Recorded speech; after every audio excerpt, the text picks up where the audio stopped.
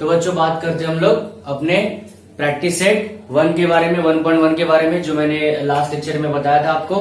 Last lecture में मैंने आपको इंट्रोडक्शन दिया था। अगर आपको वीडियो चाहिए तो आप इस वीडियो के डिस्क्रिप्शन में जाके वो लिंक पर क्लिक करके इंट्रोडक्शन वाला वीडियो भी देख सकते हैं। तो शुरू करते हैं हम लोग आज का अपना पहला प्रैक्टिस सेट 1.1। ठीक है, तो यहाँ पे ब्लैक बोर्ड पे ऑलरेडी मैंने क्वेश्चन लिख के रखा हुआ है। ठीक है, तो शुरू करते हैं। लिखा है base of triangle is 9 and height is 5 बराबर। कोई तो एक ट्राइंगल है तो ले लो, ट्राइंगल का नाम लेट ट्राइंगल ABC हैविंग क्या बोला है, बेस 9 एंड हाइट कितना लिया हुआ है 5। देयरफॉर बेस है पहले ट्राइंगल का तो B1 लेता हूं, B1 कितना आएगा 9 और हाइट कितना है H1 जो कितना आएगा 5। मैंने बताया था आपको अगर पहला ट्राइंगल रहेगा तो B1 H1 और दूसरा ट्राइंगल रहेगा तो B2 H2। तो यहाँ पे दूसरा क्या है एंड ट्राइंगल मान लो DEF ले लेता हूं, अपने मन से भी ले सकते हो, मैं अज्यूम कर रहा हूं यहाँ। एंड ट्राइंगल DEF हैविंग क्या हैविंग, देखो यहाँ पे लिया होगा, दूसरा लिखा होगा एंड अनदर ट्राइंगल। तो जो दूसरा वाला ट्राइंगल वो मैंने क्या लिया DEF। तो DEF का जो 10 वो क्या है मेरा बेस है, हैविंग बेस 10 एंड हाइट कितना बोला देखो 6।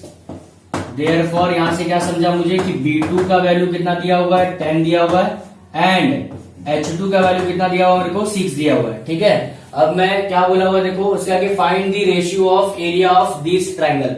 तो दोनों ट्राइंगल के एरिया का रेशियो निकालना है।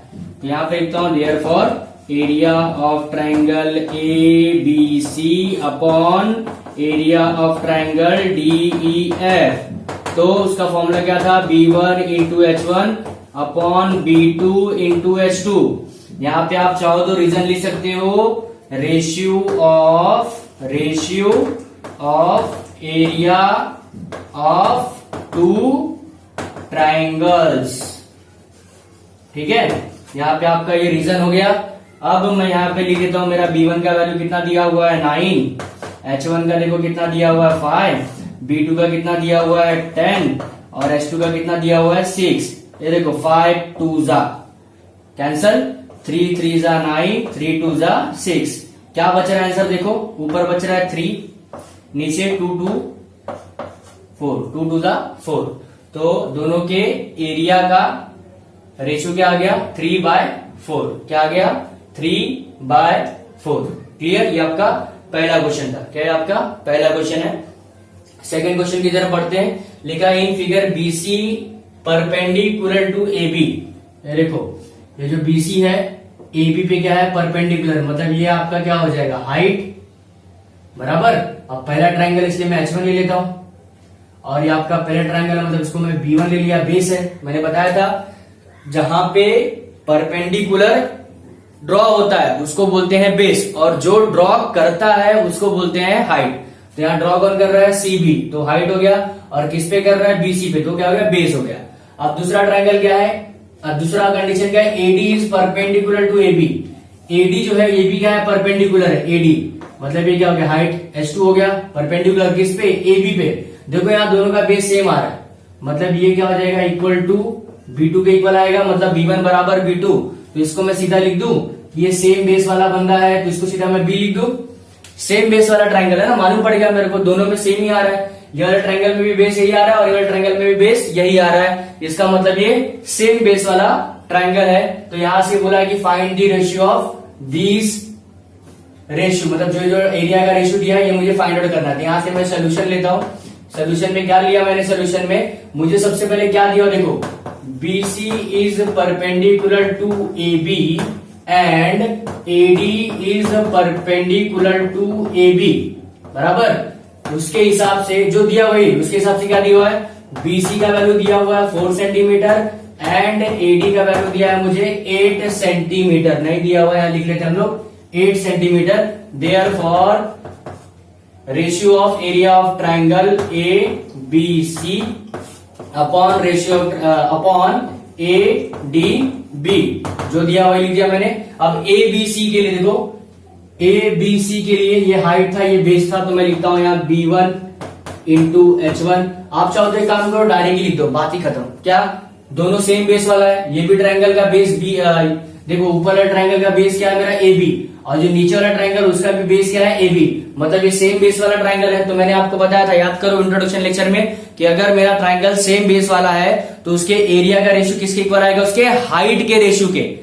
याद है, अगर सेम बेस है तो हाइट, अगर सेम हाइट है तो सेम बेस वाला आएगा। तो यहाँ पे क्या दिया हुआ देखो, सेम बेस वाला है। ये क्या है? सेम बेस वाला। इसका मतलब क्या आएगा? हाइट के इक्वल आएगा। तो मैं ऊपर लिखता हूं H1, नीचे लिखता हूं H2। सही है ना? अब H1 का वैल्यू क्या देखो, ये आपका H1 था BC, और H2 कितना है आपका AD। वैल्यू देखो क्या है, BC का वैल्यू कितना है, BC का वैल्यू 4 है, AD का वैल्यू कितना है आपका 8 है। 4 1 जा 4, 4 2 जा 8, कितना आ गया 1/2। तो उनके एरिया का रेशियो कितना आ गया 1/2। बट यहाँ आपको कंडीशन लिखनी पड़ेगी, क्या? Both triangles having equal base. इतना लिखोगे तो भी चलेगा। हो गया आपका आंसर, ये आपका फाइनल आंसर है। अब हम लोग देखते हैं क्वेश्चन नंबर 3। ठीक है, तो देखते हैं क्वेश्चन नंबर 3। क्वेश्चन नंबर 3 हमारा क्या देखिए लिखा है, in adjoining figure segment PS is perpendicular to segment RQ। तो ये देखो सेगमेंट PS है, RQ पे परपेंडिकुलर है। इसका मतलब क्या कि ये जो लाइन ड्रॉ की गई है एक्स्ट्रा लाइन है, मतलब ये ऐसे है, बराबर। याद है आपको, मैंने इंट्रोडक्शन में एक एग्जांपल दिया था हाइट का। अगर ट्राइंगल मेरा 90 डिग्री से अगर ज्यादा है तो हाइट उसका उसके आगे बनता है, मतलब यहाँ पे बन रहा था। यहाँ देखिए ये हाइट हो गई PS, और RQ अपना क्या हो गया बेस, मतलब ट्राइंगल मेरा ओरिजिनल कौन सा है PQR। कैसे मालूम पड़ा? क्योंकि बेस क्या ले लिया RQ। अगर बेस मेरा RQ ले रहा मतलब ट्राइंगल इतना ही है, बराबर। ये एक्स्ट्रा पार्ट दिया हुआ है, ये हाइट दी गई है। चलिए आगे देखते हैं। और सेगमेंट QT जो PR पे परपेंडिकुलर है, जो QT है वो PR पे परपेंडिकुलर है। तो देखो यहाँ दो परपेंडिकुलर दिया है। कितना दिया है? दो परपेंडिकुलर। तो जब कभी भी दो परपेंडिकुलर दिया है, मतलब समझ जाओ 2 बार आपको एरिया निकालना है ट्राइंगल का। तो निकाल लेते हैं। सिंस, क्या सिंस, यहाँ पे सिंस, क्या सिंस की segment PS is perpendicular to किस पे? RQ पे, बराबर। देयरफॉर एरिया ऑफ ट्राइंगल, कौन सा ट्राइंगल बोला मैंने? PQR, वही लेना है और कोई दूसरा ट्राइंगल नहीं लेना है। PQR, देखिए ये वाला ट्राइंगल PQR।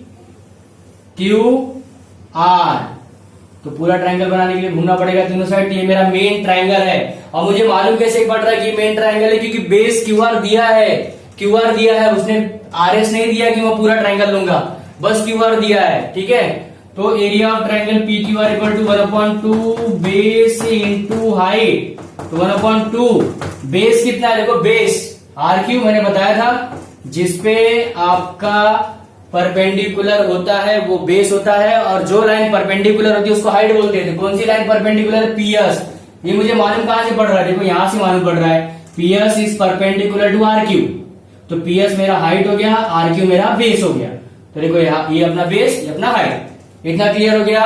ये मैंने लिख दिया इक्वेशन नंबर 1, और ये मेरे कहां से आया? Area of triangle. ठीक है, अब दूसरा पॉइंट क्या दिया है? सिंस, वापस वही सिंस दूसरा पॉइंट क्या दिया कि segment QT is perpendicular to segment PR। अब देखो यहाँ QT मेरा बेस हो गया और PR मेरा हाइट। कैसे मालूम पड़ा? सॉरी उल्टा बोल दिया मैंने। Segment QT is perpendicular to PR, मतलब QT जो है वो परपेंडिकुलर है किस पे? PR पे। ये देखो QT परपेंडिकुलर है, मतलब ये हाइट हो गया, PR पे मतलब ये बेस हो गया, बराबर। ये सब गिवन है। देखो ये भी गिवन है, ये भी क्या है आपका गिवन है। तो जो गिवन है उसको ऐसा लिखना पड़ेगा कि हाँ ये गिवन है। अपने को यहाँ चाहिए तो आप सेगमेंट लिख सकते हो, मैंने नहीं लिखा था। नहीं लिखोगे तो भी चलेगा, कोई दिक्कत नहीं है, बट लिख दो। सेगमेंट RQ सेगमेंट PS हो गया। हाँ, अब यहाँ देखते हैं। तो सेम वही ट्राइंगल आने वाला है, कोई दूसरा ट्राइंगल तो आएगा नहीं, ये इसी ट्राइंगल की बात चल रही है ना। तो आएगा P Q R, same triangle है, क्या आएगा 1/2 बेस इंटू हाइट। अब उसका बेस क्या है, जिसपे परपेंडिकुलर किस पे हो रहा है, पी आर पे, क्या आएगा पी आर, और जो परपेंडिकुलर होता है वो हाइट, तो क्यूटी परपेंडिकुलर हो रहा है, मतलब क्यूटी क्या हो गई, हाइट हो गई। ये हो गया मेरा इक्वेशन नंबर 2। जरा इक्वेशन नंबर 1 और इक्वेशन नंबर 2 ध्यान से देखिए, दोनों में उसका ये वाला साइड इक्वल है, देखो area of P Q R, area of P Q R दोनों बराबर है। अगर ये दोनों साइड बराबर है तो ये वाला और ये वाला भी क्या होगा, बराबर होगा। तो फ्रॉम 1 and 2, फ्रॉम 1 and 2 क्या हो जाएगा, 1/2 into R Q into P S is equal to 1/2 P R into Q T. देखो 1/2 कैंसिल हो गया क्योंकि सेम सेम है, बराबर। अभी मैं क्या कर रहा हूं, सबका वैल्यू रख रहा हूं। देखो आर की का वैल्यू 6 है, 6 रख दिया। पीएस का वैल्यू कितना है, 6 है, 6 रख दिया। पीआर का वैल्यू कितना है, 12 है, 12 रख दिया। क्यूटी निकालना है, तो चलो मैं क्यूटी निकाल लेता हूं। तो क्यूटी का वैल्यू क्या है, इधर क्या है 6 इंटू 6 है, बराबर। क्यूटी को मैंने साइड में रखा, 12 का आएगा मल्टीप्लाई, इधर क्या जाएगा डिवाइड, इधर आएगा 12, तो 6 2 जा 2 3 जा, आंसर कितना आया 3। यहां पे लिखोगे क्यूटी का वैल्यू आ गया 3 सेंटीमीटर। ठीक है, कैसे मालूम पड़ा, क्योंकि यहाँ सेंटीमीटर नहीं लिया। अच्छा ठीक है, सेंटीमीटर नहीं लिया है तो सेंटीमीटर रहने दो, मत लिखो, बस 3 लिखो, जो कि आपका फाइनल आंसर। ठीक है, अब चलते हम लोग क्वेश्चन नंबर 4। तो क्वेश्चन नंबर 4 देखते हैं हम लोग। क्वेश्चन नंबर 4 क्या है, in adjoining figure AP is perpendicular to BC. ये देखो एपी जो है, दिख रहा है ये एपी, वो बीसी पे परपेंडिकुलर है, दिख रहा है बीसी पे परपेंडिकुलर है, और AD is parallel to BC. AD और बीसी क्या है, पैरेलल है। तो याद करो इंट्रोडक्शन लेक्चर में मैंने बताया था थर्ड कंडीशन, अगर दो लाइन पैरेलल है उसमें जितना भी ट्रायंगल बनाओ सबका ट्रायंगल के एरिया का रेशियो किसके इक्वल आएगा, 1। मतलब बिना सॉल्व किए हम बता सकते हो इसका आंसर कितना आएगा 1:1। बट अपने को सॉल्व करना पड़ेगा, मार्क्स चाहिए तो, है ना, एमसीक्यू तो है नहीं। हाँ, लेकिन एमसीक्यू में आएगा तो सीधा बोल देने का, दो लाइन मेरा पैरेलल है, दोनों पैरेलल के बीच में ट्रायंगल बन रहा है, और देखो यहाँ पे दोनों ट्रायंगल का बेस भी सेम है। कैसे मालूम पड़ा, देखो एक ट्रायंगल आपका क्या है, यहाँ पे देखो एक ट्रायंगल क्या है, ए बी सी। देखो ए बी सी है, तो ये मेरा ए हो गया, ये मेरा बी हो गया, और ये मेरा सी हो गया, ये मेरा सी हो गया। तो एक ट्रायंगल ये वाला हो गया, ये वाला एक ट्रायंगल हो गया, और दूसरा ट्रायंगल क्या, देखो B C D, B C D, दिख रहा है बी सी डी। तो इधर भी कोई बीसी बीसी कॉमन आ रहा है, मतलब दोनों में बेस मेरा सेम है, बेस मेरा सेम है, और दोनों ट्रायंगल पैरेलल लाइन के बीच में आ रहा है, मतलब हाइट भी सेम है। तो यहाँ पे लिखोगे सोल्यूशन में, क्या लिखोगे सोल्यूशन में, क्या लिखोगे सोल्यूशन में, since AD is parallel to BC, ये क्या है मेरा गिवन है, therefore heights of both the triangles are same। मतलब दोनों ट्रायंगल का हाइट क्या होगा, सेम होगा। And here from the diagram, जो मुझे डायग्राम दिया है, here from the diagram we can that क्या हम लोग कह सकते हैं कि BC is a common base for both the triangle, मतलब दोनों ट्रायंगल के लिए मेरा बेस भी क्या है, सेम है। तो यहां पे लिख सकता हूं therefore area of triangle ABC upon area of triangle BCD equal to, मैंने क्या बताया था, अगर दोनों ट्रायंगल का हाइट और बेस अगर सेम है, दोनों ट्रायंगल का हाइट और बेस अगर सेम है, तो उसके एरिया का रेशियो किसके इक्वल आता है, 1:1 के। सॉल्व करके बताया था मैंने इंट्रोडक्शन में, तो आप यहां डायरेक्ट लिख सकते हो, क्या लिख सकते हो कि सेम हाइट, या फिर ऐसा लिखो ratio of area of triangle, ratio of area of two triangles having equal base and height, equal base and height. तो यहां से क्या क्लियर हो गया कि दोनों ट्रायंगल का बेस और हाइट अगर सेम है तो उनके एरिया का रेशियो किसके इक्वल आएगा, 1:1 के। यही आपका फाइनल आंसर। देखो इसमें सॉल्व करने की जरूरत भी नहीं पड़ी, मैंने सीधा प्रॉपर्टी यूज कर लिया, मेरा आंसर आ गया। आप चाहो तो पूरा लेके सॉल्व कर सकते हो। कैसे, पहले ट्रायंगल का एरिया निकालो, फिर दूसरे ट्रायंगल का एरिया निकालो, फिर बोलो कि हाँ दोनों लाइन मेरा पैरेलल है इसलिए हाइट सेम होगा, और फ्रॉम दी फिगर मुझे दिख रहा है कि दोनों का बेस भी सेम है, बीसी बीसी, तो BC BC cancel, height height cancel, answer कितना आएगा 1/1। ऐसा चाहो तो वैसा भी कर सकते हो, आपकी मर्जी। और प्रॉपर्टी का यूज करना तो ऐसे भी कर सकते हो, आपकी मर्जी। ठीक है, अब बचिए क्वेश्चन नंबर 5, वो मैं भी लिख के आपको एक्सप्लेन करता हूँ। ठीक है, तो देखते हैं क्वेश्चन नंबर 5। हमारा क्वेश्चन नंबर 5 पे क्या देख लीजिए, ब्लैक बोर्ड पे लिखा हुआ है कि इन एडजॉइनिंग फिगर बराबर PQ is perpendicular to BC। PQ जो है वो BC पे परपेंडिकुलर है, मतलब पूरा ट्रायंगल लेना है, पूरा ट्रायंगल लेना है, समझ में आ रहा है पूरा। और AD is perpendicular to BC, AD जो है वो BC पे परपेंडिकुलर है। ध्यान से देखो, दोनों में BC BC कॉमन है, इसका मतलब दोनों का बेस सेम है, दोनों का बेस सेम है। अब ट्रायंगल फाइंड आउट करेंगे, तो अगर ऐसा है तो फॉलोइंग रेशियो का आंसर निकालो, मतलब इसका आंसर निकालो, इसका निकालो, इसका निकालो, इसका निकालो, ऐसा मुझे करना है। ठीक है, तो अभी मैं उसके लिए क्या कर लेता हूं, सेम वही ट्रायंगल आइडेंटिफाई करता हूं दूर दूर के, और देखता हूं कि इक्वल बेस है कि इक्वल हाइट है कि कुछ भी नहीं है। देखते हैं, PQB, PQB, ये छोटा वाला ट्रायंगल दिख रहा है, PQB दिखा, PQB, और दूसरा PBC, PBC, देखो क्या बोल रहा, देखो PQB, ये ट्रायंगल हो गया, ये वाला, ये वाला। ठीक है, इसको अलग से अगर मैं बनाऊं तो कैसे बनेगा, देखो ऐसे बनेगा, ये हो गया मेरा P, ये हो गया Q, ये हो गया B, 90 डिग्री है। और दूसरा कौन सा है, PBC, PBC, तो देखो PB, थोड़ा सा और आगे बढ़ाना पड़ेगा, ऐसा करना पड़ेगा, तो क्या बनेगा C। तो ये मेरा ट्रायंगल बन गया। तो अगर इस ट्रायंगल को मैं ध्यान से देखूं तो दोनों का देखो हाइट सेम है, दोनों का हाइट सेम है, बस अलग क्या आ रहा है, बेस अलग आ रहा है। कैसे मालूम पड़ा मुझे हाइट सेम है, देखो ना PQ ये ट्रायंगल के लिए भी आता है और पूरे बड़े ट्रायंगल के लिए भी PQ ही हाइट आ रहा है, मतलब चेंजेस क्या आ रहा है, बस BQ और BC का। तो यहाँ पे लिखूंगा मैं डायरेक्ट आंसर, क्या लिखूंगा डायरेक्ट, आप डायरेक्ट आंसर भी लिख सकते हो, कोई दिक्कत नहीं है।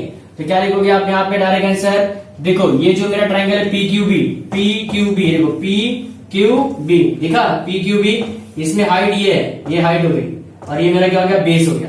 ठीक है, दूसरा PBC, ये पूरा ट्रायंगल, PBC, ये पूरा ट्रायंगल, देखो पूरा ट्रायंगल, इसमें अभी बेस ये पूरा B आ गया, और हाइट क्या हो गई, सेम यही हाइट हो गई, है ना। तो H1 का, ये पहले वाले ट्रायंगल का हाइट H1 था, दूसरे वाले ट्रायंगल का हाइट H2, लेकिन दोनों का हाइट क्या सेम है, तो H लिख देता हूं, इसको B1 लिखता हूं, इसको B2 लिखता हूं, है ना, क्योंकि बेस अलग हाइट सेम है। तो यहाँ पे डायरेक्ट आंसर लिखो, सबसे पहले क्या, PQB, तो PQB के लिए बेस आ गया आपका BQ, और दूसरे वाले ट्रायंगल के लिए बेस क्या आ जाएगा, पूरा BC। तो मैंने क्या ले लिया, यहाँ पे BC ले लिया, दोनों का हाइट सेम है तो हाइट लिखने की जरूरत नहीं है। अब यहाँ पे आप रीजन क्या लिखोगे, रीजन क्या लिखोगे, यहाँ जो रीजन लिखना है यहाँ पे, अभी मेरे पास जगह नहीं तो मैं यहाँ लिख देता हूँ रीजन। रीजन क्या लिखोगे, ratio of area of both the triangles, both the triangle having equal height, मतलब दोनों ट्रायंगल का हाइट मेरा सेम है, दोनों ट्रायंगल का हाइट क्या रहेगा, सेम है, तो उसके लिए आंसर उसके बेस के इक्वल आता है। तो ऐसा लिखोगे तो भी चलेगा। अब दूसरा क्वेश्चन देखोगे PBC और ABC। अब इसका अगर मैं ड्राइंग बनाऊंगा तो देखो PBC, देखो PBC दिख रहा, छोटा वाला ड्राइंग दिख रहा, छोटा वाला ड्राइंग PBC, यहाँ पे बना लेता हूँ छोटा सा ड्राइंग। ये हो गया मेरा P, ये हो गया मेरा B, ये हो गया मेरा C, PBC हो गया, देखो PBC। और दूसरा पूरा ट्रायंगल ABC, मतलब P को थोड़ा सा और आगे बनाना पड़ेगा, यहाँ मेरा A है और इसको ऐसा मिलाना पड़ेगा तभी बनेगा ना ABC।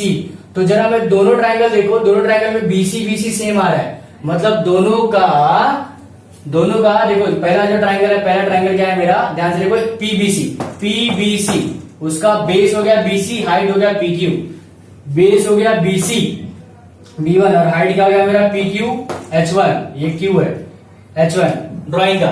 और दूसरा ट्रायंगल कौन सा है, एबीसी, एबीसी पूरा बड़ा वाला ट्रायंगल, तो उसका हाइट देखो ये वाला है, दिख रहा है, ये वाला हाइट है। तो यहां से अगर मैं ऐसे ड्रॉ करूंगा, हाइट इधर आ गया, मान लो ये मेरा S2, लेकिन बेस तो यही आ रहा है ना सेम। तो ये जो ट्रायंगल है क्या है, इक्वल बेस वाला ट्रायंगल है। क्या है, इक्वल बेस वाला ट्रायंगल है। तो आप आंसर क्या लिखोगे, उसके हाइट का रेशियो। तो सबसे पहले ट्रायंगल कौन सा है, पीबीसी, तो पीबीसी का हाइट कौन हो गया, पीक्यू, पीक्यू। और एबीसी का हाइट कौन सा हो गया, एबीसी का हाइट एडी। क्या क्या लिखोगे, क्या लिखोगे यहाँ पे, ट्रायंगल्स हैविंग इक्वल क्या, base, triangles having equal base. तो आप डायरेक्ट इसका आंसर भी निकाल सकते हो, डायरेक्ट ऐसा शॉर्टकट में भी लिख सकते हो, चाहो तो ऐसा भी लिख सकते हो, ratio of area of both the triangles having equal base, ऐसा लिखना चाहो तो भी लिख सकते हो, आपके ऊपर है। अभी थर्ड क्वेश्चन देखो यहाँ पे, एबीसी और एडीसी, एबीसी देखो पूरा बड़ा वाला ट्रायंगल, एबीसी पूरा बड़ा वाला ट्रायंगल।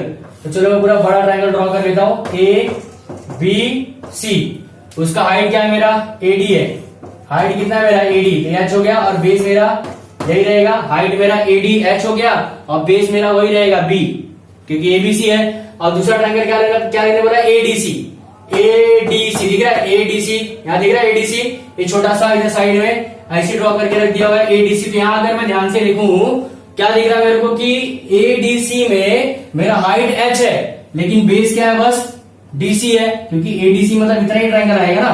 तो अगर इतना सा ट्रायंगल आ रहा है, तो एडीसी में एडी जो मेरा हाइट है और डीसी मेरा बेस है, यहां से यहां तक का बेस है ये, मतलब यहाँ हाइट दोनों में सेम आ रही है। एबीसी में भी हाइट एच ही आ रहा है और एडीसी में भी हाइट एच ही आ रहा है, मतलब ये सेम हाइट वाले एग्जाम्पल है। तो अगर सेम हाइट है तो एरिया किसके इक्वल आएगा, उसके बेस के रेशियो के बराबर आएगा। तो एबीसी का बेस कितना है, बीसी, और एडीसी का बेस कितना है, एडीसी का डीसी। यहां क्या लिखूंगा, ट्रायंगल्स हैविंग क्या, हैविंग इक्वल हाइट, क्या, इक्वल हाइट। क्लियर। अब अगला ट्रायंगल है एडीसी और पीक्यूसी, एडीसी दिख रहा है, एडीसी ये साइड में निकाल देता हूं, एडीसी, ठीक है। दूसरा ट्रायंगल क्या है, पीक्यूसी, क्या है, पीक्यूसी, पीक्यूसी, इसको भी साइड में कर देता हूं, यहां पे साइड में लिख देता हूं, ये हो गया P, ये हो गया Q, ये हो गया C। ये आपका हो गया B1 H1, ये आपका हो गया B2 H2।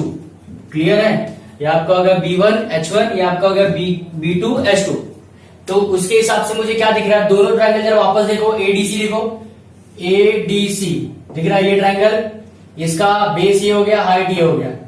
दूसरा PQC, PQC में ये PQ में हाइट ये हो गया, PQC में हाइट PQ हो गया, और बेस QC हो गया। दोनों में कुछ भी कॉमन नहीं आ रहा है, मतलब ना तो हाइट इक्वल है ना तो बेस इक्वल है।